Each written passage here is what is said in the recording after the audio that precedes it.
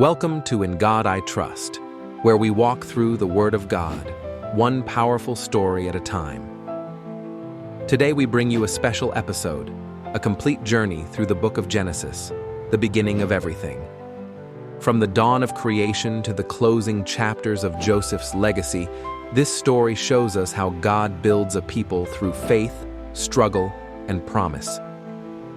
Creation and the fall, Genesis 1 through 3.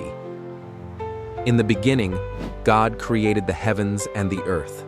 He formed light, land, seas, animals, and finally, humans, Adam and Eve, made in His image.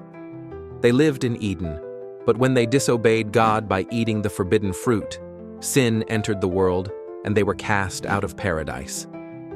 Cain and Abel, Genesis 4. Their sons, Cain and Abel, brought offerings to God. Abel's was accepted, but Cain's was not. In jealousy, Cain murdered his brother, the first human tragedy caused by sin. Noah and the flood, Genesis 6-9. As humanity grew more wicked, God sent a great flood, but He saved Noah, a righteous man, and his family. After the flood, God made a covenant with Noah, symbolized by a rainbow, promising never again to destroy the earth by water. Tower of Babel, Genesis 11. Later, humanity tried to build a tower to heaven. In response to their pride, God confused their language and scattered them across the earth, a reminder that God's purpose cannot be outdone by human ambition. Abraham, the father of faith, Genesis 12-25. God called Abram and promised to make him father of many nations. He obeyed, left his homeland, and God made a covenant with him. Though his wife Sarah was barren, God gave them a son in old age, Isaac. Hagar and Ishmael, Genesis 16:21. Out of human impatience came Hagar's story, a reminder that God sees the suffering and never abandons the forgotten. Her son, Ishmael, would also become a great nation. Isaac, the promised son, Genesis 21-26. Isaac continued the covenant. He married Rebekah, and they had twin sons, Esau and Jacob, each with a role in God's plan.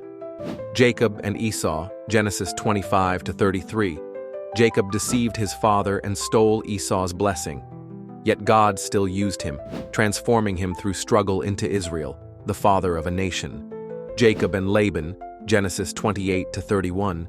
Jacob was deceived by Laban into marrying Leah first. After 14 years of labor, he married Rachel and fathered the sons who would become the 12 tribes of Israel. Despite manipulation and hardship, God remained faithful. Joseph's dreams and betrayal, Genesis 37.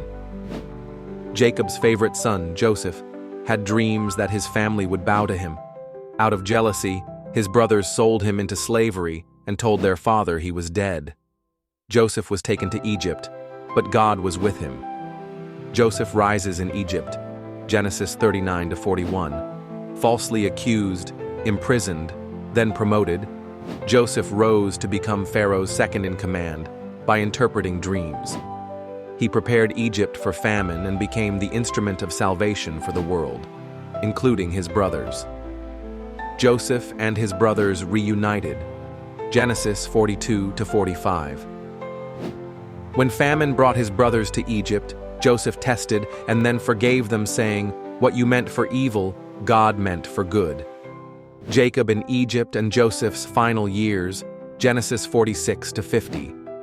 Jacob moved to Egypt, and before dying he blessed his sons, especially Joseph's sons, Ephraim and Manasseh. Joseph lived to be 110 years old, and before dying he declared that God would one day bring Israel back to the promised land. His final request, "Carry my bones with you." Joseph died trusting in God's promise to one day return his people to the promised land. As Genesis ends, Israel is growing in Egypt, blessed but far from home. But soon, a new Pharaoh will rise, one who does not know Joseph. And from their suffering, God will raise a deliverer, Moses. Join us next as we begin the book of Exodus and witness God's mighty hand in redeeming His people. Thank you for watching. Don't forget to like, share, and subscribe for more Bible journeys and inspiring truths from the Word of God. Stay faithful. See you in Exodus.